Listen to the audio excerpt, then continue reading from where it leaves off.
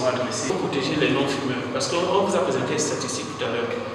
Au Cameroun, selon l'enquête, peut-être les données ont changé parce que l'enquête officielle qui est sur le tabagisme au niveau des adultes au Cameroun date de 2013. C'est ce qu'on appelle le CAT 2013, qui a été mené par le ministère de la Santé publique et l'OMS.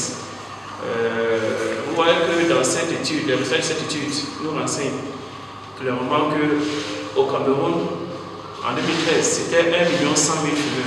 C'est-à-dire en valeur relative, c'est 8,9%. En valeur absolue, 1 100 000 fumeurs actifs. Mais de l'autre côté, vous avez les fumeurs passifs, c'est-à-dire ceux qui sont exposés à un vol. On plaide pour un environnement plus sain, parce que lors de la réunion de haut niveau sur les maladies non transmissibles qui a eu lieu en fin de l'année dernière, on a reconnu qu'en dehors du tabagisme, de la malnutrition, de l'inactivité physique. Communication today is to call the decision maker to take appropriate measures to protect population against second-hand smoke, because according to the provision of Article 8 of the Framework Convention on Tobacco Control ratified by our country on 2006, it is strongly forbidden to smoke in the public place. When you smoke, you damage your health and the health of every person who is around you. Nous retenons que les consommateurs qui sont de plus en plus nombreux à nous interpeller sont exposés à la fumée, au tabagisme passif dans les lieux publics.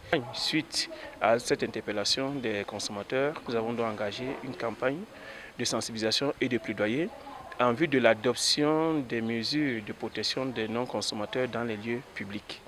Donc nous voulons que les autorités respectent d'abord les engagements pris au niveau international à travers la Convention cadre de l'OMS pour la lutte anti-tabac, qui demande aux États de prendre des mesures pour protéger les lieux publics contre la fumée du tabagisme, du tabac autant pour moi.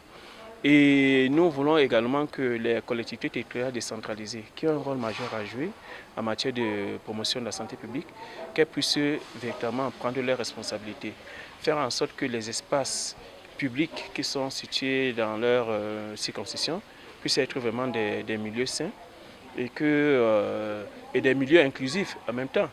Parce qu'il ne faut pas exclure les fumeurs, il ne faut pas les stigmatiser, mais il faut trouver des mécanismes qui respectent la liberté du fumeur et qui protègent la santé du non-fumeur.